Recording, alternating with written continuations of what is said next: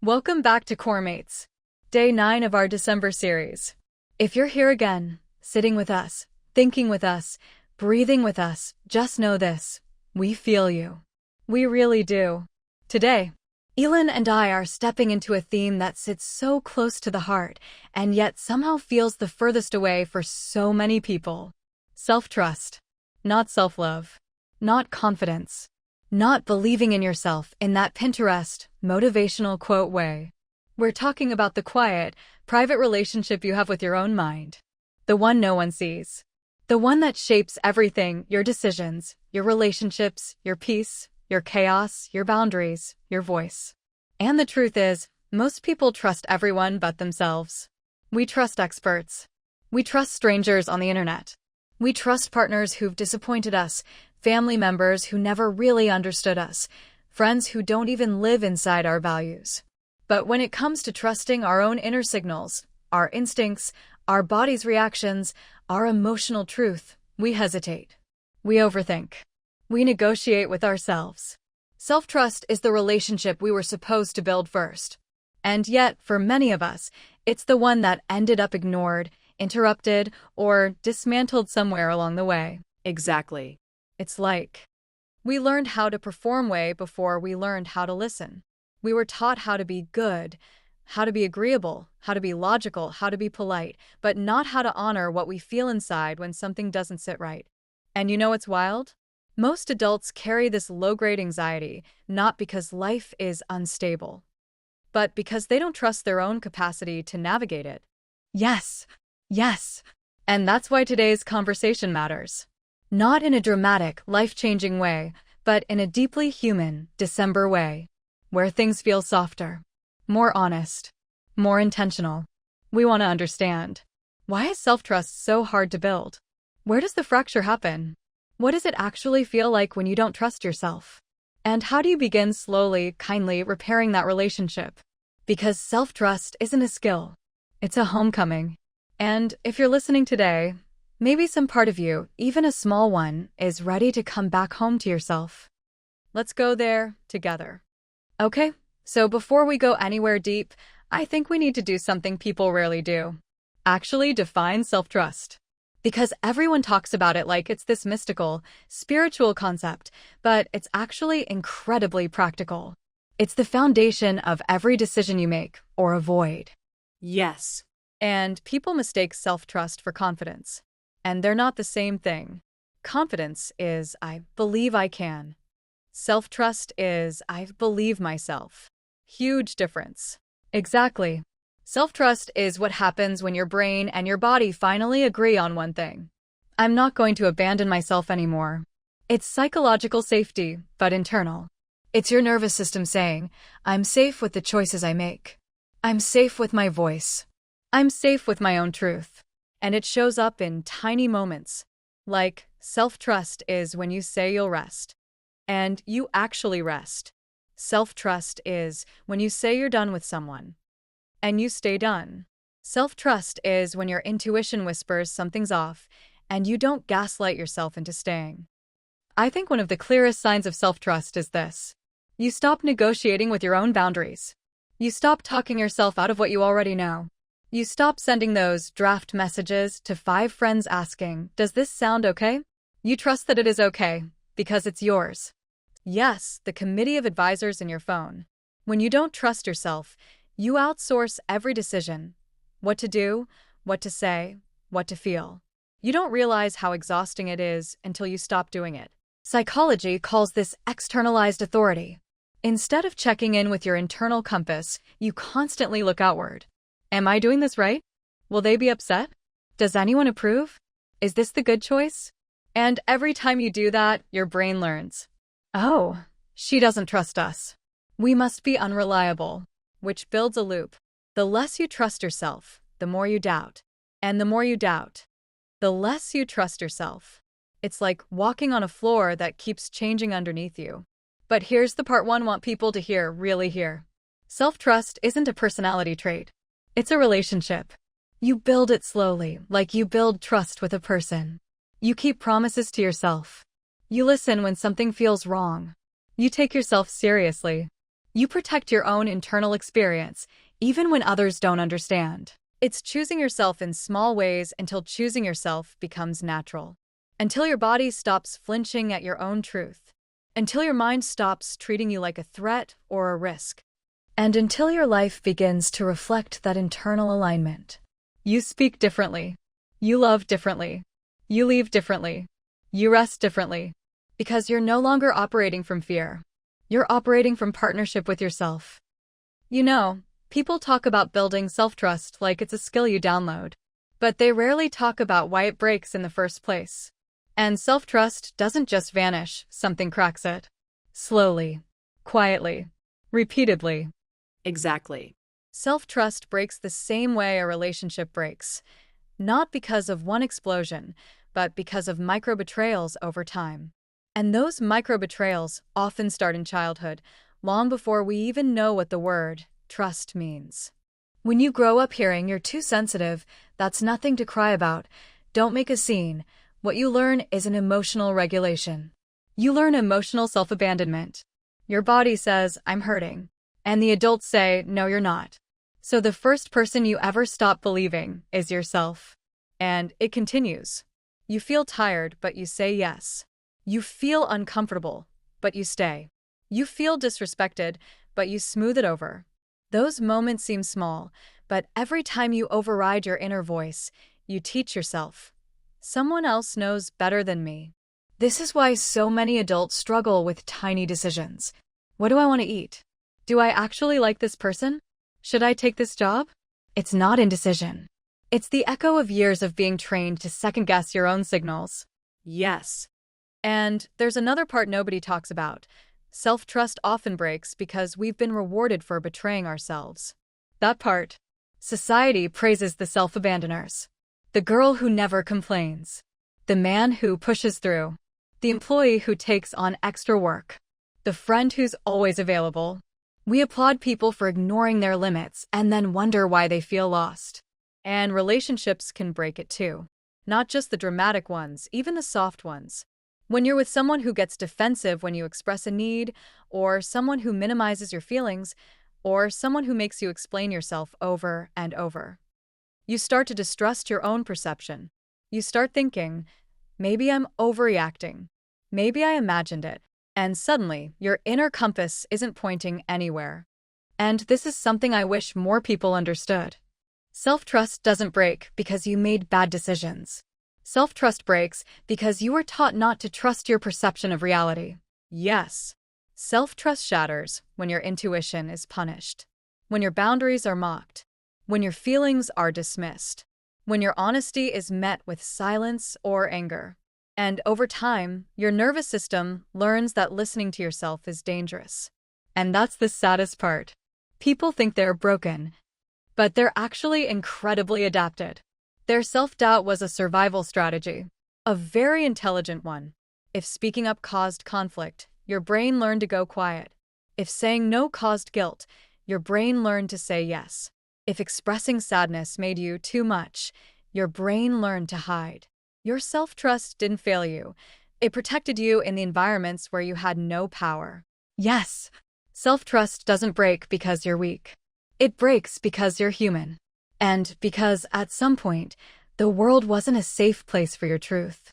You know, Elen, the hardest part about broken self-trust is that it doesn't show up dramatically. It doesn't scream. It whispers. It blends into your routine so well that you don't even recognize it as a symptom. You just think, this is who I am now. Yes, that's the dangerous part. It becomes your personality when it's actually just your wound. And most of the signs are so subtle that people think they're harmless. For example, a person with broken self-trust will say, I don't know, what do you think? Before giving their own opinion, even if they do know, even if they feel something strongly. Right. That automatic outsourcing of your inner voice. It's like a reflex. I'll wait for someone else to confirm it before I believe it myself. That's not humility, that's self-doubt wearing a polite outfit. Another one? Constantly asking for permission. But not with words, with behavior. The way you look at someone to check if they approve. The way you hesitate before taking up space. The way you apologize before existing. or the way you over-explain everything. That's a big one. When someone can't make a simple decision without giving a 5-minute presentation, that's not them being thoughtful. That's them subconsciously saying, I don't trust that my choices are enough. And let's talk about this one, inability to rest. People think they're ambitious, hardworking, committed. No. If you cannot rest without guilt, something inside you doesn't trust that you're worthy of softness, or that the world won't collapse if you stop performing. It's survival mode disguised as productivity. It's, if I stop moving, something bad will happen. That's not drive, that's fear. Exactly. And another quiet sign? Overreacting to small mistakes. Not because the mistake is big, but because deep down you believe, if something goes wrong, it's my fault. Everything is my fault. People with broken self-trust don't get annoyed at the situation. They attack their own identity. Yes, one wrong email, and suddenly they're spiraling. I'm so stupid. I always mess up. Why can't I get anything right? It's not a mistake issue. It's a self-worth issue disguised as a mistake. Another subtle one. Struggling to feel proud of yourself even when you've earned it. People with broken self-trust shut down compliments, minimize their achievements, or instantly compare themselves to someone better. Because inside, they don't trust that the good things are real, or that they deserve them. And here's a painful one. Avoiding your own intuition. Not because you don't have instincts, but because you think your instincts can't be trusted. So you choose partners that are safe but not loving. Jobs that are stable but not fulfilling. Friendships that are convenient but not nourishing. You choose what feels less risky, instead of what feels right. Yes. People often say, I'm afraid of making the wrong choice. But the truth is, they're afraid they won't be able to survive if they do make the wrong choice. That's the core of broken self-trust, the fear that you cannot handle your own life. Beautifully said. And maybe the saddest sign is this. You stop dreaming, not because you don't want things, but because you don't trust yourself to follow through. So you shrink the dream to match the level of trust, which is often zero. Yes. And people think they're being realistic. They're not. They're being afraid. You know what fascinates me, Elen? How invisible broken self-trust can be. How people can walk around with oceans of self-doubt and people outside look at them and go, oh wow, she's so stable, so mature, so easy. Yes, because self-distrust hides inside behaviors that society praises. Like Overthinking, people call it being detail-oriented. Overfunctioning, people call it being responsible. Never expressing your own needs, people call it being low maintenance. Making yourself smaller in conversations, people call it being polite. And underneath all that, it's just someone who doesn't trust their own voice enough to let it exist in the room. We reward people for abandoning themselves. That's the tragedy. And the funny part is, people who trust themselves get labeled as difficult, too much, too honest, too emotional, too direct. But in reality, they're just people who haven't betrayed their own knowing. You're so right. And I think we miss the signs of broken self-trust because they don't look dramatic. It's not screaming or crying or storming out of the room. Sometimes it's giving the safe answer instead of the true one. Not choosing because you're afraid to choose wrong. Saying it's fine when your body is shaking.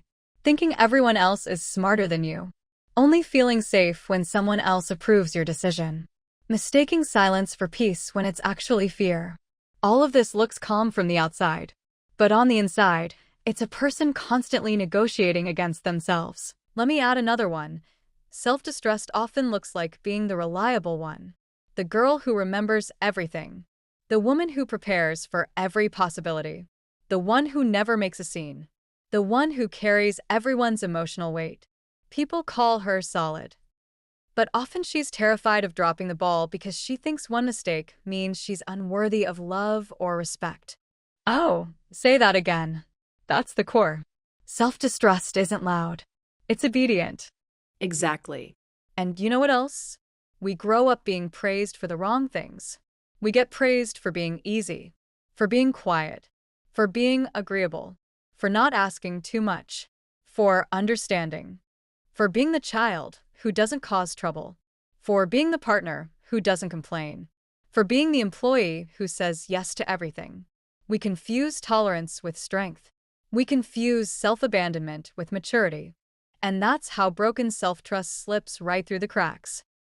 And society reinforces it without even meaning to. A woman who says, "I'll think about it," instead of naming what she wants. People call her considerate. A person who says, "Whatever works for you," instead of admitting they have preferences. People call them flexible. Someone who never says no. People call them dependable. But nobody sees that inside. That same person feels small, invisible, replaceable, like they don't have the right to shape their own life. Right. And there's another layer. People miss these signs because self-distrust is often wrapped in confidence. The people who doubt themselves the most are usually the ones who over-prepare, over-deliver, over-perform. So, everyone thinks they're confident. Yes, this part is huge. Quiet self-distrust doesn't look like insecurity. It looks like excellence with a trembling heart behind it. And that's why it goes unnoticed. Because the world only sees the result, not the self-negotiation happening inside. They see the 10 tasks finished, not the anxiety behind each one. They see the smile, not the self-silencing. They see the support she gives, not the support she never asks for. And this is why this episode matters so much.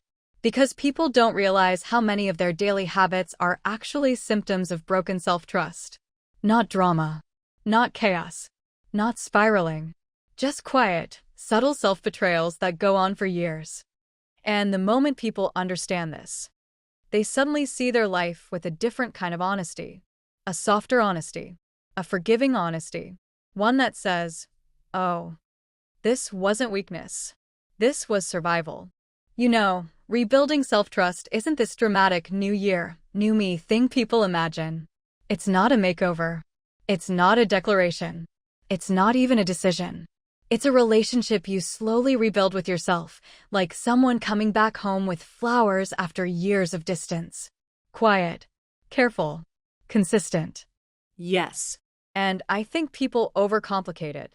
They imagine rebuilding self-trust means, I need to suddenly be confident, disciplined, fearless, glowing. No. Rebuilding self-trust is simply proving to yourself in tiny ways, I listen to you now. I don't abandon you anymore. It's a micro-practice. A moment-to-moment tenderness. Let's break it down.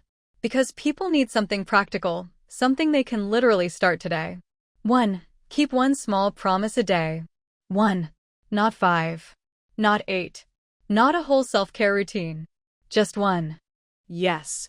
Because your brain doesn't trust your speeches. It trusts your patterns. You can stand in the mirror and say, I believe in myself. But if your daily actions whisper, I don't follow through, your brain will believe the whisper, not the speech. One small promise per day rewires safety. For me, it's drinking water in the morning. Nothing poetic. Just, Noah, we said 1 glass, here it is.